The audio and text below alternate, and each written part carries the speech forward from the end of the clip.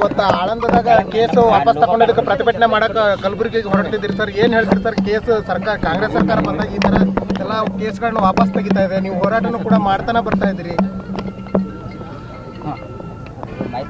ಕಾಂಗ್ರೆಸ್ ಸರ್ಕಾರದ ಅಲ್ಪಸಂಖ್ಯಾತರ ಓಲೈಕೆ ರಾಜಕಾರಣ,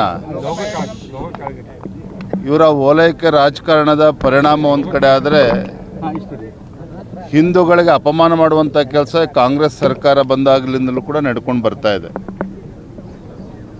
ಅಧಿಕಾರದ ಮದ ನೆತ್ತಿಗೆ ಏರಿದಾಗ ಈ ರೀತಿ ಎಲ್ಲವೂ ಕೂಡ ಮಾಡಿಸ್ತದೆ. ಹಾಗಾಗಿ ಇವತ್ತು ನಾವು ಗುಲ್ಬರ್ಗದಲ್ಲಿ ಏನು ಆಳಂದದಲ್ಲಿ ಆಗಿರ್ತಕ್ಕಂಥ ಆ ಘಟನೆ, ಆ ಕೇಸ್ಗಳನ್ನು ಹಿಂಪಡೆದಿರುವಂಥದ್ದು, ಇವೆಲ್ಲವನ್ನು ಕೂಡ ನಾವು ಪ್ರತಿಭಟನೆ ಮಾಡಬೇಕು, ಈ ಸರ್ಕಾರಕ್ಕೆ ಬಿಸಿ ಮುಟ್ಟಿಸುವಂಥ ಕೆಲಸ ಮಾಡಬೇಕು. ಆ ನಿಟ್ಟಿನಲ್ಲಿ ಹೋರಾಟವನ್ನು ಹಮ್ಮಿಕೊಂಡಿದ್ದೇವೆ. Sir, D K Shivakumar CM ಆಗಿದ್ದ ಗ್ಯಾರಂಟಿ ಯೋಜನೆ ನಡೀತಾ ಅಂತೀರಿ ಸರ್? ಇವರ ಡಿ ಕೆ ಶಿವಕುಮಾರ್ ಅವರ ನೇತೃತ್ವದ ಸರ್ಕಾರ ಹೇಗೆ ನಡೀತದೆ ನಾನು ಹೇಳುವಂಥ ಅವಶ್ಯಕತೆ ಇಲ್ಲ.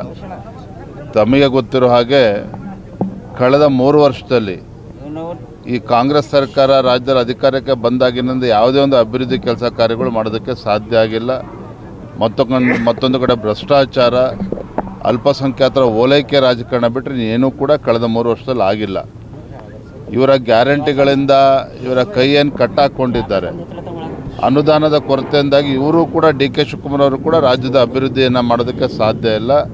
ಹಾಗಾಗಿ ಆಗಲೇ ಅವ್ರು ಇನ್ನೂ ಚಾರ್ಜ್ ತೊಗೊಳ್ಳಿ, ಮುಖ್ಯಮಂತ್ರಿಯ ಪ್ರಮಾಣ ವಚನ ತೆಗೆದುಕೊಳ್ಳಿ, ನಾವೇನು ಭಾರತೀಯ ಜನತಾ ಪಾರ್ಟಿಯನ್ನು ಹೇಗೆ ಎದುರಿಸಬೇಕು, ಏನು ಮಾಡಬೇಕು ಅಲ್ಲವನ್ನು ಕೂಡ ಹಿಂದೂ ವರ್ಗದ ನಾಯಕನನ್ನು ಕೆಳಗಿಳಿಸಿ ಅವಮಾನ ಮಾಡಿದ್ರು ಅಂತಂದು ಪ್ರತಿ ಸರನು ಬಿಜೆಪಿ ನಾಯಕರು ಅನ್ಕೋತಾ ಬರ್ತಿದ್ರು ಸರ್. ಕಾಂಗ್ರೆಸ್ ಅದನ್ನು ಸಮರ್ಥಿಸ್ಕೊಂಡು ಬರ್ತಾರೆ, ಏನು ಹೇಳ್ತೀರಿ ಸರ್? ಸಿದ್ದರಾಮಯ್ಯ ಅವ್ರನ್ನ ಕೆಳಗಿಳಿಸಿ ಡಿ ಕೆ ಶಿವಕುಮಾರ್ ಸಾಕಷ್ಟು ಸಮಯ ಇದೆ ಎಲ್ಲವನ್ನು ಕೂಡ ಚರ್ಚೆ ಮಾಡೋದಕ್ಕೆ.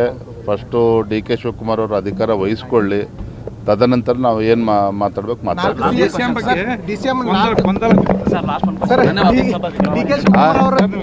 ರಾಜ್ಯಸಭಾ ಚುನಾವಣೆಯಲ್ಲಿ ದೇವೇಗೌಡರು ಮತ್ತು ಸದಾನಂದ ಗೌಡರು ಮುಂಚೂಣಿಯಲ್ಲಿ ಇದ್ದಾರೆ. ನೀವು ರಾಜ್ಯಾಧ್ಯಕ್ಷರಿಗೆ ಯಾವ ಥರ ನೋಡಿ, ನಮ್ಮ ಕೇಂದ್ರದ ವರಿಷ್ಠರು ಸದ್ಯದ ರಾಜಕೀಯ ಪರಿಸ್ಥಿತಿಗಳನ್ನು ನೋಡಿಕೊಂಡು ಯಾರನ್ನು ರಾಜ್ಯಸಭೆ ತೆಗೆದುಕೊಂಡು ಹೋದರೆ ಏನಾಗ್ತದೆ ಇವೆಲ್ಲವನ್ನು ಕೂಡ ಆಧರಿಸಿ ನಮ್ಮ ರಾಷ್ಟ್ರೀಯ ನಾಯಕರು ತೀರ್ಮಾನ ಮಾಡುತ್ತಾರೆ.